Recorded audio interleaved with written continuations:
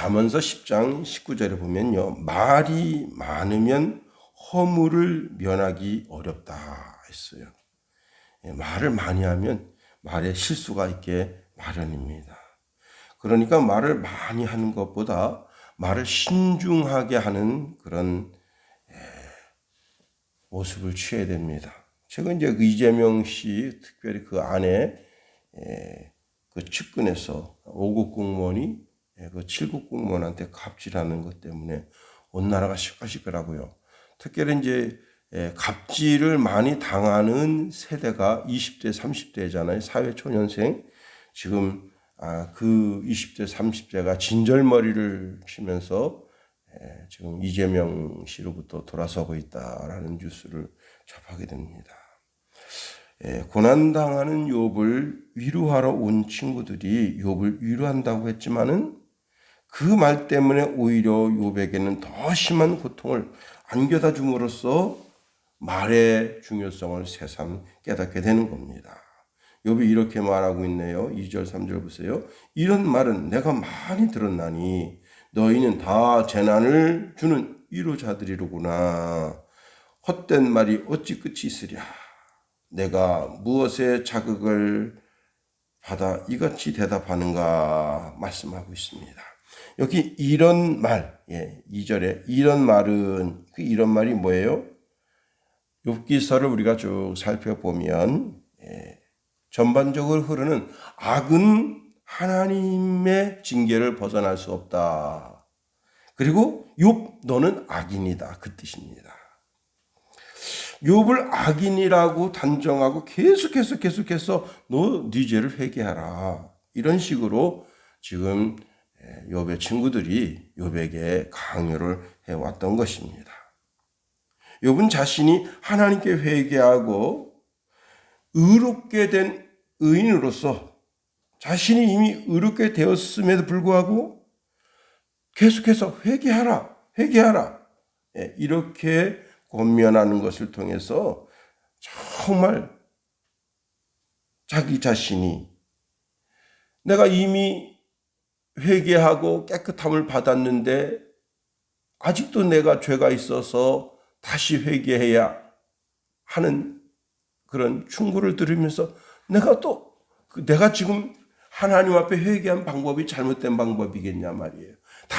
그러면 다른 회개하는 다른 방법이 있겠는가? 다른 어떤 길을 찾아야 내가 의롭게 되겠는가? 다시 말하면 신앙생활에 있어서는 내가 정결하고 거룩하게 되는 방법은 회개 방법밖에는 없다는 사실입니다. 그러니 자신에 대하여 죄인이 회개하라는 식의 충고는 욥 자신에게 너무나 큰 고통을 주는 것이다 말하고 있는 겁니다. 그러면 욥이 당하는 고통이 뭡니까? 자신의 친구들이 재난을 주는 위로자라고 욥이 고백하고 있네요.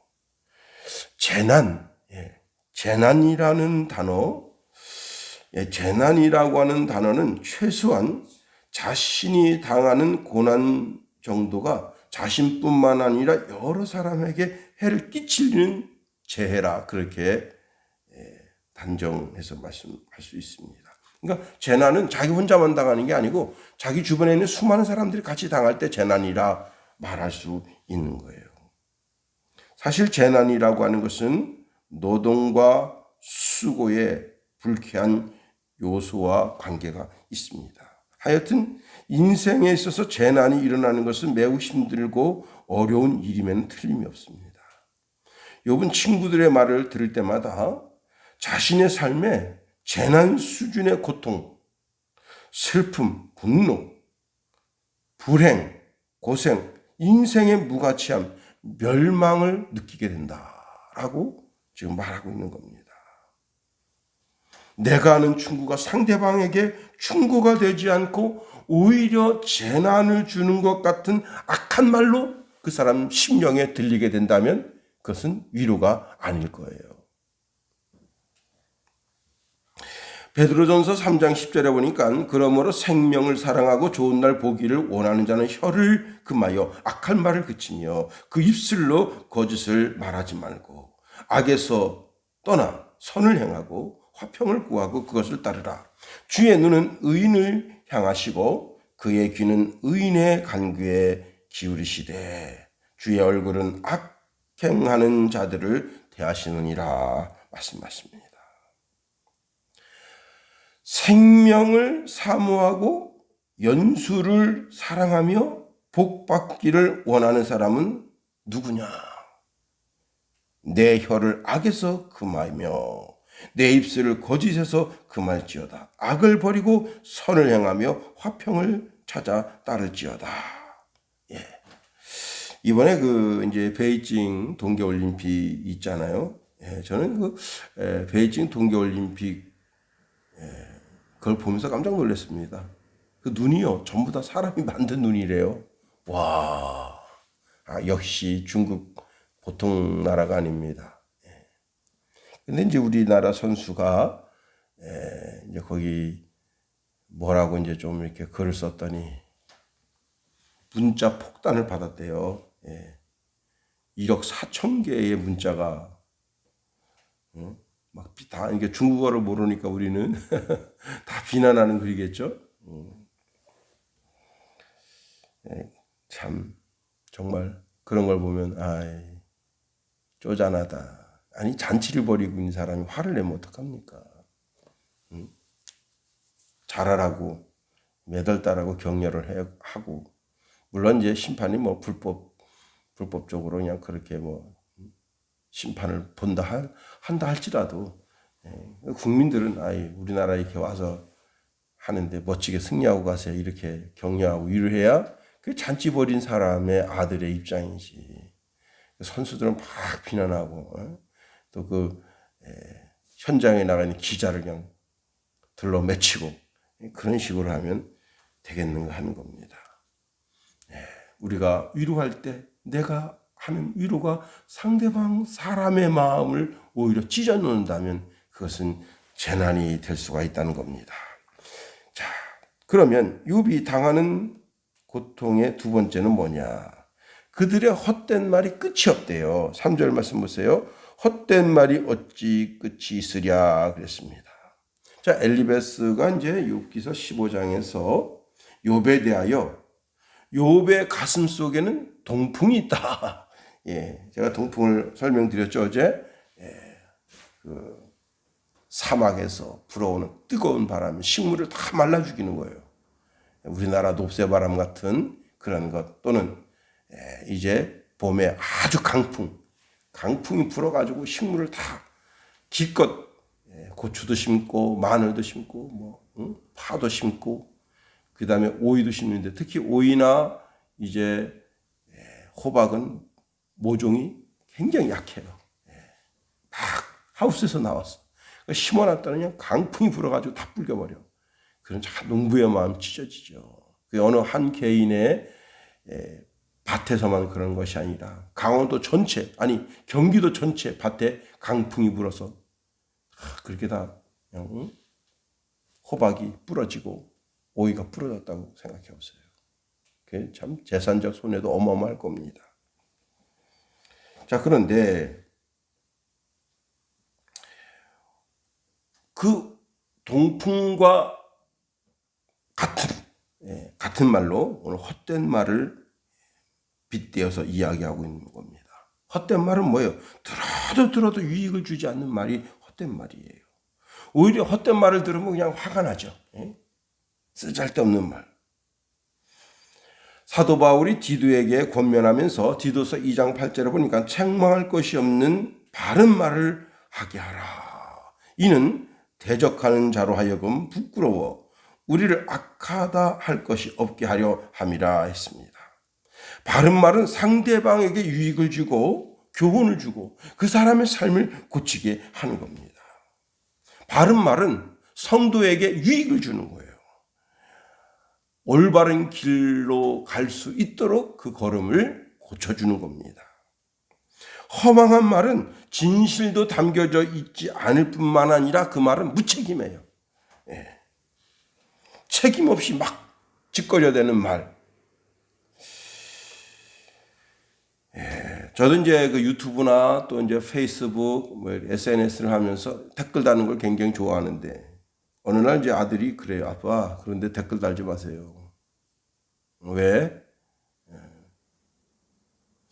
지금 이제 내가 미국 뉴스를 보고 미국 뉴스에 대한 댓글을 답니다. 중국 뉴스를 보고 중국에 대한 댓글을 달고, 그 다음에 이제 프랑스 뉴스를 듣고 거기다 댓글 달면 그 나라 입국할 때, 이 사람이 어떤 사람인가, 그거를 판단할 수 있는 기준이 그런 것밖에 없대요. 그래서, 그래, 그렇구나. 그래서 이제, 어떤 뉴스를 들으면 화나죠. 아니, 우리나라 대통령이 중국에 갔는데 그 중국 그 보디가드들이 우리나라 그 경호원들을 들러 맺혔다. 그런 얘기 들으면 화나잖아요. 거기다 그런 데다 뭐 이렇게 저렇게 썼는데, 그래서 내가 그것도 참 주의할 것 중에 하나구나. 아들이 아빠보다 똑똑할 때가 많습니다. 자, 우리가 말의 실수가 없으면 아주 좋은 그리스도인이 되는 겁니다. 야고보서 3장 2절 3절에 보니까 우리가 다 실수가 많으니 만일 말에 실수가 없는 자라면 곧 온전한 사람이라 능히 온 몸도 굴레 씌우리라.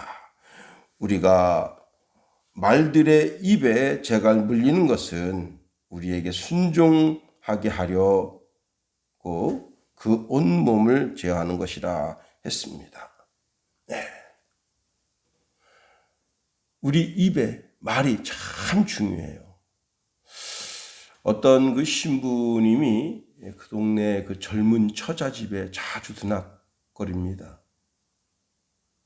그 동네에 늙은 성도가 있는데, 늙은 성도가 보니까 저 젊은 신부가 왜 저 젊은 처자집을 저렇게 자꾸 왔다 갔다 하지? 왜 그런 거야? 그리고는 자세하게 그 상황을 알아보지 않고는 그 젊은 신부가 그 젊은 처자하고 연애가 났다 하고 소문을 냈습니다. 그래서 동네 그냥 자자하게 되고 그 젊은 신부가 못 쓰겠네, 이런 식으로 소문이 났어요. 그러고 나서 이제 얼마 있다가 그 젊은 처자가 암으로 죽었다. 그 성당에서 장례를 치렀습니다. 그 소문을 낸 늙은 성도가 이제 신부를 찾아왔어요. 신부님 죄송해요. 제가 잘 알아보지도 못하고 나쁜 소문을 냈네요. 신부가 가만히 있더니 베개춤에서 오리털 한움, 그 한움 공간에서 이걸 밭에 들여 확 뿌려고 오십시오. 그러니까 이 늙은 신자가 밭에 가서 훅 뿌리고 왔어요. 신부님 제가 다 뿌리고 왔습니다. 이제 가서 주워오시오. 그거 다 날아가서 어떻게 주실 수가 있습니까? 남을 비방하는 말이나 악한 말은 그와 같습니다. 이미 퍼져나간 말을 어떻게 주워 담는단 말입니까? 하고 충고를 했다고 합니다. 자, 우리는요, 좋은 말을 하도록 노력해야 되는 겁니다. 자, 4절, 5절 말씀 보세요. 나도 너희처럼 말할 수 있나니 가령 너희 마음이 내 마음 자리에 있다 하자. 나도 그럴듯한 말로 너희를 치며 너희를 향하여 머리를 흔들 수 있느니라. 그래도 입으로 너희를 강하게 하며 입술의 위로로 너희의 근심을 풀었으리라. 지금 친구들이 욥에게 와서 하는 그 말을 통해서는 욥이 오히려 마음의 상처를 받고 그것 때문에 괴로워하고 위로가 아닌 재난과 같고, 그들이 하는 말을 가슴에 들을 때 그것이 다 그냥 쓰잘데없는 소리였는데, 내가 만일 너희들이 그런 나 같은 재난을 받고 고통을 받고 있는데 내가 너희들이 가서 찾아갔다면 너희에게 분명 그것은 위로가 되었을 것이다. 너희를 강하게 하고 너희 마음의 근심을 풀게 했을 것이다. 라고 하는 겁니다. 자, 우리가 누구를 찾아가서 위로할 때 말을 많이 하여야 위로가 된다고 생각하면 참 곤란합니다. 제가 이제 작년 11월 달인가요? 친구 그 아버님이 돌아가셨어요. 그래서 제가 이제 뭐 동창들은 저녁 뭐 6시에 모여서 조문한다는데 그날이 수요일인가 아마 그랬던 것 같아요. 그래서 내가 예배가 있어서 갈 수는 없고 낮에 갔는데 가서 이제 이렇게 문상하고 나오는데 그 친구가 제가 뭐 할 말이 없더라고요. 그 내가 야 친구야 힘내라. 너라도 힘을 내야지. 그 이제 그렇게 하고 거기서 이제 그냥 나오려고 그러는데 아니라고. 근데요 또 놀란 게 제가 깜짝 놀란 게 뭐냐면 장례 이틀째 날이거든. 근데 우리 친구들 중에 간 사람이 아무도 없었어요. 제가 처음이었어. 와 울라 그러더라고. 내가 오늘 저녁에 친구들 다 온다더라. 위로 너무 상심하지 마라. 나보고 목사님 때문에 위로를 많이 받았습니다. 제가 별말 한 게 없어요. 그냥 힘내라. 뭐라 말하겠어요 거기다가. 그냥 그렇게 갑작스럽게 돌아가셨는데 또 이렇게 막 병으로 앓다가 돌아가시면 돌아가시겠구나. 또 간호사가 알려주잖아요. 이렇게 며칠 넘기기 어려우실 것 같은데 그런데 갑자기 돌아가시니까 얼마나 황망하겠어요. 거기 가서 어떤 말을 한 것도 아니고 그냥 힘내라. 한마디 했더니 목사님 때문에 위로를 받았습니다. 오히려 내가 문상하면서 내가 오히려 내가 이 시간대 오길 참 잘했구나 그 생각 들더라고요.